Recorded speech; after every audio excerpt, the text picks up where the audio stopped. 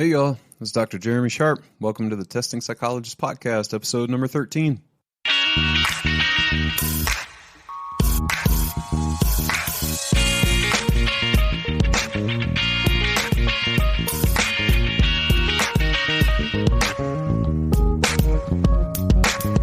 Hey y'all, welcome back to another episode of the Testing Psychologist podcast. This is Dr. Jeremy Sharp. Hope all is well today, wherever you are. Gosh, as far as I know, we aren't having any major snowstorms anywhere in the country right now, so that's always a good thing. I know, speaking for us here in Fort Collins, Colorado, we have had an amazing run of kind of pre-summer springy weather, which is awesome as far as I'm concerned. I think I've mentioned before that I grew up in South Carolina, and I'm definitely a summer person as opposed to a winter person. So this is excellent for me and also for our family. I've mentioned that I have a couple little kids, and having some nice weather has let us get outside and just do some really cool, fun things with the kiddos. The biggest thing is that my 3-year-old learned to ride a bike just a couple weeks ago. So we've been really getting into family bike rides and cruising around, and it's just been awesome to spend some time with them and share something that we really love to do. So today I am doing a solo episode and wanted to talk with y'all about really what I would think about as the vulnerability of going through the testing process. I had a couple of things happen over the last few weeks that really got me thinking about what a vulnerable process it is for parents to go through the evaluation process, or for anyone really. I mean, again, I work primarily with kids, so I think a lot about vulnerability from the parent side, but certainly applies to adults or to anyone who's coming in for a psych eval. And just wanted to talk through some of that and some of the ways that I handle that from the clinician side, and really, I think just go out of my way to help parents feel comfortable and provide services that really address what they're looking for, and try to help them kind of go through the process with grace and ease. So, like I said, a couple things really got me thinking about this. One is that our oldest kid, I think, is, how would I describe him? A lot of people would probably describe him as a spirited child. You maybe have heard that term before. And he has just been that way really since he was born. I think it's a temperament kind of thing. And that's brought with it some challenges and, a lot of positive aspects as well. But one of the secondary factors with that is that he has actually been evaluated in a couple different settings over the years. And so I've had some experience with this from the parent side. The first time it was fairly benign. It was a grad student who was just getting some practice with administering some tests, and wanted to do a little bit of testing with him when he was, I think, about 2, just to practice, like I said. And of course, being in the field, I thought, oh, this is great. Let's see what's going on. But even with that, back then, we weren't really concerned or anything like that. But I was very aware of how much I was kind of wrapped up in the outcome, and how he was doing, and was he bright, and was he on track, and even in this kind of practice setting, it was something that was really weighing on my mind. There was a lot wrapped up in it for me as a parent, and how he was doing.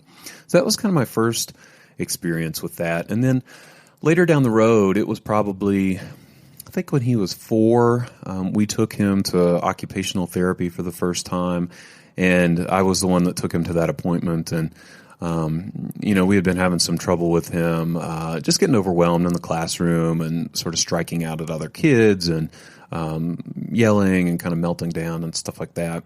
So yeah, we took him to OT, and they did an evaluation there just to kind of gauge how he was doing. And that was really eye-opening for me. I was aware, just sitting in the waiting room, what it's like to be in a doctor's office, and sort of the emotional mindset that I was in at that time, and feeling a little nervous, and having this sort of dichotomy between wanting them to kind of see what was going on and validate my experience and my wife's experience with him, but then at the same time, kind of not wanting anything to be wrong, quote unquote. And, that is an intense process. And then, of course, like going through the actual evaluation and some of the appointments with him afterward, there's like I said, a vulnerability associated with being in that parent position and bringing your kid in for an eval. So that's kind of the personal side. And then from the professional side, I had something happen last week or 2 weeks ago where I did a feedback session with a family, and this happens rarely, but it does happen, being a human like everybody else. But I just was not on my game during this feedback session at all. I think the night before our 3-year-old had been up throughout the night, and so I was kind of groggy, and basically I did not review that file as thoroughly as I should have prior to the feedback session. And the parents, rightfully so, called me on it. They, got in touch afterward and said, hey, we felt like this was not as thorough as we thought it would be. And, we're really kind of disappointed. And, that hurt, but it also was really good motivation and really got me thinking again about just how much families invest in this process and how valuable it is to deliver good service and really take care of them. They're putting their family and their kid and their well-being in your hands, and really, trusting a lot to you. So all these things sort of combined and, got me thinking about vulnerability in the testing process. So that's what I'm going to be talking about a lot today. And I'm going to talk about it primarily just from a procedural standpoint. So, the things that I do throughout the eval process to just help parents and others, adults who come in for evals, just help them feel comfortable and try to provide them good service and let them know that we're here and we care and that we're aware that it's a vulnerable process. So I think that we're kind of working uphill, to be honest, when people come in for an evaluation. Unless they've done it before, they generally don't have an idea of what it looks like. And, we do not get a great representation in the media. I think I've talked about this on other podcasts just briefly, but what people see in the media for a psychological evaluation is usually not great. It's some variation of the Rorschach, which is the inkblot test, or maybe like a discussion in a forensic setting or courtroom drama about the insanity defense or something like that. So I think it's pretty rare that we get a positive representation in the media. And so most families or individuals don't really come in with a great idea of what to expect. They just hear the term psychological evaluation or psychological testing or even assessment, and those terms are kind of loaded, and they usually don't have a positive connotation. So I start from the initial phone call doing my best to help families and individuals feel at ease. And what I do to help with that is in the initial phone call, I give a really clear description of the evaluation process. Usually they call with some variation of, hey, my doctor so-and-so said that I should call for an evaluation, with that sort of implied question mark at the end. And then it's just an open conversation like, where do I go from here? I don't know what to do. I don't know what this is about. So I just immediately jump in, say something really affirming like, thank you for calling. It takes a lot to make that step. Let me talk you through the evaluation process and what you can expect. And I'll also get some information from you about what's going on and why you might be coming our direction. So yeah, let's get started. Do you have a few minutes to have a 10 or 15 minute phone conversation? So I kind of prep them and just let them know like, hey, we're going to be spending a fair amount of time on the phone here initially to really talk through your concerns and make sure that this is going to be a good fit. So if they say that that's all right, then I will dive in and say, tell me a little bit about what brought you here, just to make sure that an evaluation is appropriate for your concerns. And of course, listen to that, validate that. At some point, of course, if it is an appropriate concern, I will say something like, that's great. That's exactly what we specialize in. I definitely think that there's room that we can help you out. and we can shed some light on some of these concerns for you. So I'm glad you called. So throwing in those just little small affirmations throughout that initial phone call, I think can be super helpful. I do give a really clear description of the evaluation process. I'm not going to dive totally into that here in this episode, but suffice it to say that I have typed out a really clear description of our evaluation process and have developed almost a script for that, to where, I can talk with parents, or at this point our admin assistant can talk with parents or individuals on the phone and just tell them exactly what to expect. And we even break it down into, here's how much time we spend with the initial interview. This number of days after that, we'll schedule your testing day. And then this number of days, we'll do a feedback session. Here's how long that is. Then you can expect to get the report this many days after that. So we're prepping them right from the very beginning about what they can expect with the eval process. Now, after they go through that initial phone call and schedule, the next step in our process is the initial interview. So again, just thinking from the very beginning about that initial interview and what will help families or individuals feel at ease. So I greet them in the waiting area. I always make sure with initial interviews that I walk out, I have a smile, I'm very welcoming. Of course, over the years have developed some amount of small talk and sort of a bank of comments to make to them. Did you find our office okay? How are you doing this morning? How's the day treating you? Stuff like that. Just little things like that. To communicate that I'm totally on board with them, and I'm going to not make this a super clinical process, that we are able to have some conversations. We can, try to be at ease right from the beginning.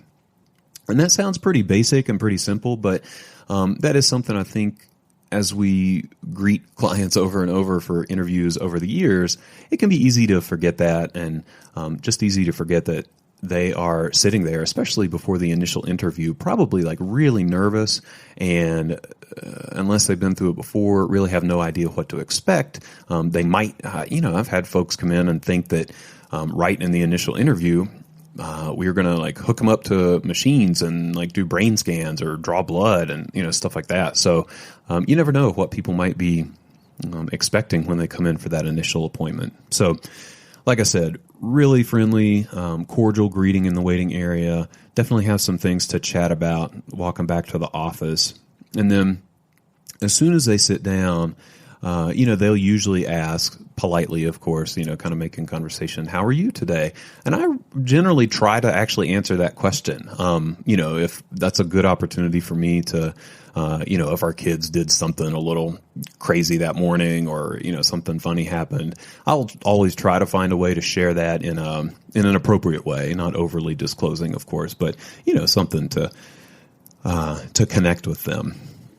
So as we get started, I spend a fair amount of time at the beginning of the interview just explaining the process again, just making sure that they're on the same page with how things will go. So I talk about how much time we have in the interview, and that's actually another piece that I could talk about is we do spend 2 hours on the initial interview with people, which I think is maybe a little different than some other models. But I made that shift actually pretty early.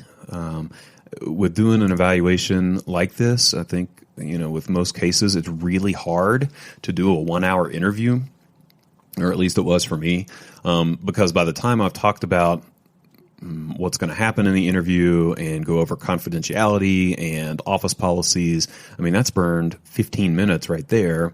And then we take usually 10 minutes at the end of the interview to schedule the testing day and answer any questions they might have. So right off the bat, that's almost a half hour gone just with logistics and procedures. So I shifted to doing a 2 hour interview years ago, and have not looked back since. It's very rare that I will use less than an hour and a half in that initial interview, even with the most straightforward cases. So that in itself, I think, is a client care policy that again, communicates that I'm totally on board with them. I'm invested. I'm going to spend the time to really learn about them or their kiddo and their family and the environment. And that just gives me plenty of time to ask all the questions that I need to. So I'll talk with them about how we have about 2 hours for the initial interview. I tell them it's very structured. I'm going to ask a lot of questions. I'm going to touch on certain areas and will guide us through the interview so they don't have to worry about freestyling or coming up with, knowing exactly what to talk about, that I will kind of help with that. But I also tell them that at some point I'll turn it back over to them and make sure that I didn't miss anything so that they can relax a little bit, if they have really big things that they want to make sure to talk about. So as we go along, I make sure to just, of course, do a good interview, but as we get toward the end of the interview, I always ask several times, what questions do they have? How can I help you? Do you have any concerns? And at the end of the interview, what I do is I put together a while back a sheet that is called What to Expect on Testing Day. And I have a separate one for for kids and for adults. And that What to Expect sheet just gives some basic information, says get a good night's sleep before, make sure to eat breakfast, drink coffee or take medication as usual, whatever the specific instructions might be. But it also gives an idea of the schedule. So we start at 9 o'clock, we take a lunch break at noon, we'll be done around 2 or 3. I give them options for lunch nearby so that they know what to expect there and whether to bring lunch or not. That sheet also, we have a little space to put in any financial information, like if they need to bring a payment. And it also gives a general overview of what kinds of tests we're going to be doing. So I think that's important just to prepare people as much as possible. So they walk out with that What to Expect on Testing Day sheet. And often parents will also ask, how do we talk with our kid about this evaluation? Because parents are understandably concerned about, their kids thinking something's wrong with them and that kind of thing. So what I generally tell them is just to say something kind of general and fairly vague, not to name any like diagnostic concerns or anything like that, but just to say something like, yeah, we're going to go to see the doctor and he's going to do some tests to help figure out how your brain works and figure out what you're good at and maybe give us some help to make school be a little bit easier. And generally, we'll just leave it at that. And kids seem to really like the idea of finding out what their brain is up to. So we've kind of stuck with that line over the years. So during the testing day, now this is really, I think, really important.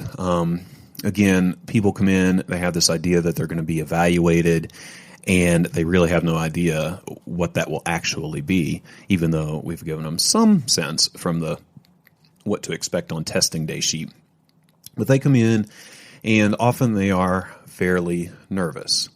So right off the bat, if it's a kid, I am jumping in and trying to make some joke, be friendly, engage them if they brought a toy or if they're holding, a game or something like that. I'll just make a little bit of conversation, definitely try to be animated and engage the kid as much as possible. Now I have mentioned, I think before, that I run a tech model, where graduate students administer a lot of the testing as well. So that's just a quick side note that if you do run a tech model or are thinking about running a tech model, make sure if you work with kids, hire people who actually like kids. That is huge. That's just made such a huge difference. I have great graduate students right now who do a really good job in engaging with kids and really being silly and helping them feel comfortable. So as they get started with the testing process, the instructions for most of the tests say you're going to be doing a lot of different things today. Some will be hard, some will be easy. Just try your best.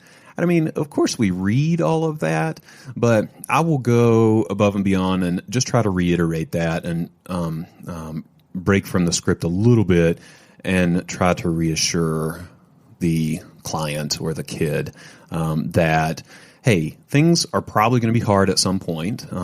These tests are not the kind of tests that you can get 100%. They tend to just get harder as you go along. So don't get discouraged. If you do, we'll take breaks. Just try your best and let me know if you need anything. So we let people take breaks as often as they need to.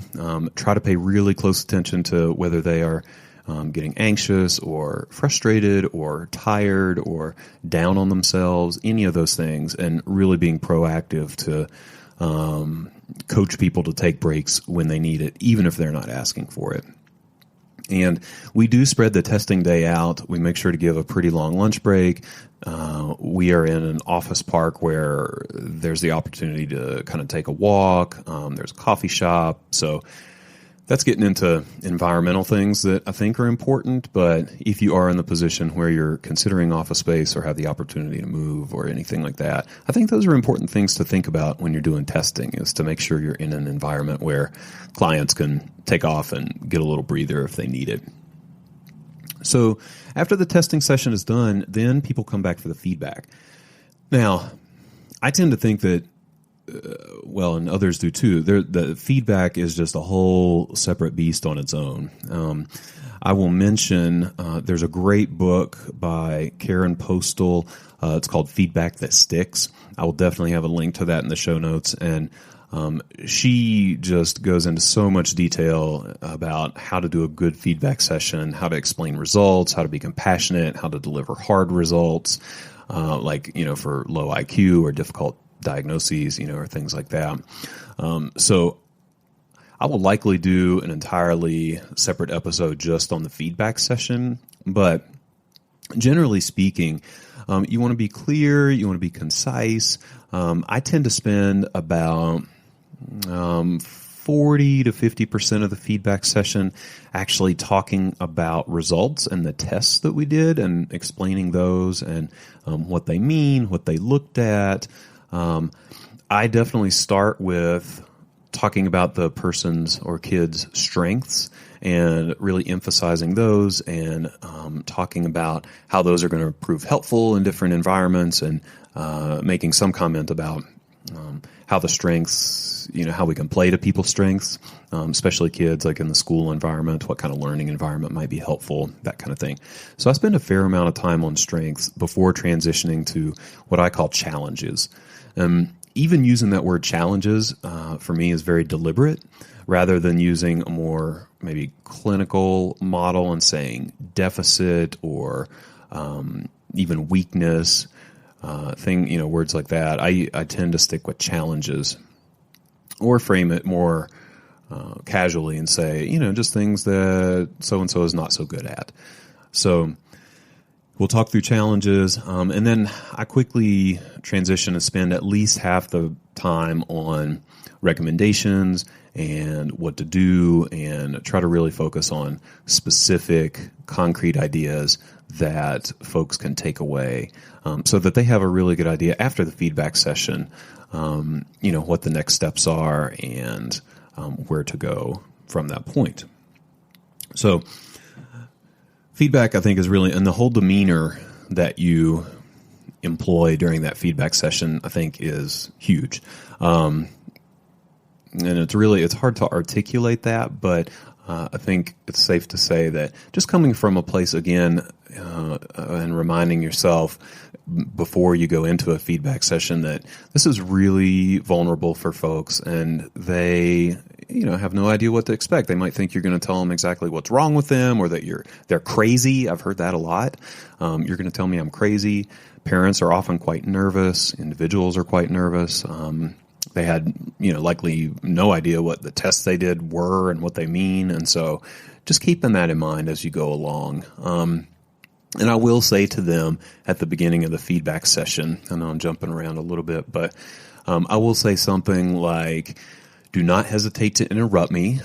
This information is really important, but it's also a lot in a relatively short period of time. And a big part of getting together face-to-face is that you understand all the testing we did and where to go from here. So do not hesitate to interrupt me. That's really important, and that's not offensive to me at all. So I just try to give them permission as much as I can to jump in whenever they want to. So feedback session, again, just generally keeping in mind that this is super important for people. And most of the time, people just really want concrete strategies about where to go and what to do from that point. So I will often send them away with a referral sheet. So we put together a referral list that is printed out here in the office.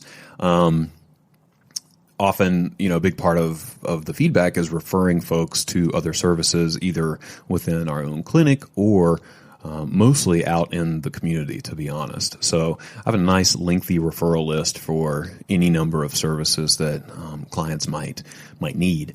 And so I always hand that to them. I really try to talk through each of the providers I'm recommending. That sheet has the provider's name, a little description, their phone number, what they do. And I try to communicate with folks at the feedback session why those individuals would be a good fit, and really try to match them up based on everything I know about the family or the individual and everything that I know about that provider. Now, when I deliver the full report, that's another place to, again, just take into account this vulnerability and try to support people and help them feel comfortable with the process. So here you have this very concrete, tangible result of all the testing that you did. So there's a lot of power with that. And again, report writing as a whole, could probably do a series of episodes on that. But generally speaking, you want to make sure to write up the history accurately. I always go out of my way to give it a little bit more of a narrative feel, where it's not just super short and clinical. Of course, this depends on the setting that you're practicing in, and are you writing for physicians or other medical professionals, or more for parents or the client. But I tend to err on the side of being a little more narrative instead of brief and short, just to fill it out a little bit and hopefully make it a little more relatable and personable. I always think that even though I'm going to be sending that report to a bunch of different folks, usually, that the parents or the individual are really the individual who is going to be reading that report, and that's who I tend to write to. I consider the client to be my audience. So I spend a lot of time both in the history and in the interpretation and the summary, again, just focusing on strengths. Try to play that up, make it really clear.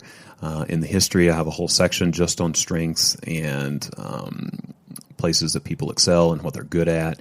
And then in the interpretation and the summary, I have two separate paragraphs, one at the beginning, one at the end of the interpretation, that go over strengths and what they're good at and how those are going to serve that individual or that kid out in the real world, and really try to tie it, like I said, to pretty realistic scenarios, and talk about how it will, how those strengths will help them in day-to-day life.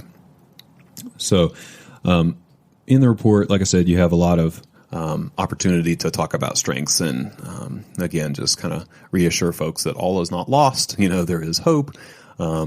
Recommendations are a big part of that. So writing recommendations that feel doable and clear and concrete. And I like to write recommendations that actually play to people's strengths in addition to supporting their challenges. So that's just kind of a mindset thing to be thinking about. An example of that would be, let's say I have a kid who has really high verbal skills and they're really outgoing and have a great personality. And maybe they struggle with some attention issues, or they have, a reading disorder or something like that. So I'll include a recommendation that says something like, play to leadership skills. So-and-so first name kiddo has excellent verbal ability and strong ability to connect with other kids in the classroom. So please utilize so-and-so in a leadership role to help build confidence and capitalize on these excellent skills. So something like that. So after you deliver the report, many families or individuals will also ask for a certain amount of follow-up. Again, I just make it really clear and kind of go out of my way to tell them that I'm available for any amount of consultation or follow-up that they have after they get the report. That could be connecting them to resources. It could be reiterating or doing another meeting to go over the report, answering any other questions that they have. And even like years down the road, I'll get emails from families or individuals saying, hey, we did testing a few years ago. Such and such has changed. What would you recommend? And, most of the time that's a pretty quick email just to think about additional resources or things that could be helpful. And I'm okay with doing that. Of course, if it turns into more of a lengthy process or if they ask for another meeting or something like that, then, you can charge for that time. But I find that people are often very willing to pay for that time if you've front loaded with a positive demeanor and just make it really clear that you are totally happy to consult with them and will just be a resource going forward and, be something that they can utilize if they really need it. So I think it all just gets back to families and individuals just wanting to be able to rely on you and have a bit of a guide throughout this whole evaluation process that is very familiar to us as clinicians, but very unfamiliar and fairly scary at times for parents or individuals who are coming to go through the process. So those are just a few ideas and things that I do here in our practice and have done over the years to really try to address folks' vulnerability and honor that vulnerability, even if they may not name it. Just to know that it's a fairly intimidating process sometimes, and folks come into it with any number of expectations or hopes, and they really are, kind of putting their lives in your hands. So I think having that mindset can be super helpful and really supportive for those folks. So any resources that I mentioned here during the show will go in the show notes, like I said, and I would just encourage you, as you go along, if there are any small places where you might be able to tweak your process a bit, or even developing, like I mentioned, some of those, like a referral sheet or a what to expect sheet, or a script for that initial phone call, and just kind of revising some of that and making sure that it's really going in the direction of catering to folks and helping them feel as comfortable as possible through the process, I think will really help. And then that can really extend and go a long way even beyond your evaluation. I think that's a big part of referrals and word of mouth, and people having a good experience is as important, if not more important, than the actual clinical piece. So thanks as always for listening. Love doing these podcasts, love talking through these different aspects of testing. I hope that it's helpful. If it is helpful, or if you've enjoyed the podcast, do me a huge favor and think about spreading the word in any number of ways. You can share the podcast on your Facebook feed or other social media. You can rate or review the podcast in iTunes. You can share it on your own website. You can blog about it. Or you can send me comments and questions. That's always really nice too. I love getting those and thinking through things and just hearing what's helpful and what's not helpful and maybe other topics that folks are interested in. So we have a number of really cool interviews coming up. Like I mentioned last time, I'm going to be talking with Melissa Hall from QA Prep, all about having your paperwork in order and documentation when you're doing testing. Also going to be talking with Kelly Higdon, one of the premier mental health consultants and private practice coaches here in the country. Allison Pereira, we have an interview with her coming up in the next month or so. So there's a lot of exciting conversations that we're going to be having here over the next several weeks. So all of you take good care, enjoy the spring weather, whatever that might look like in your area, and we will catch you next time. Bye-bye.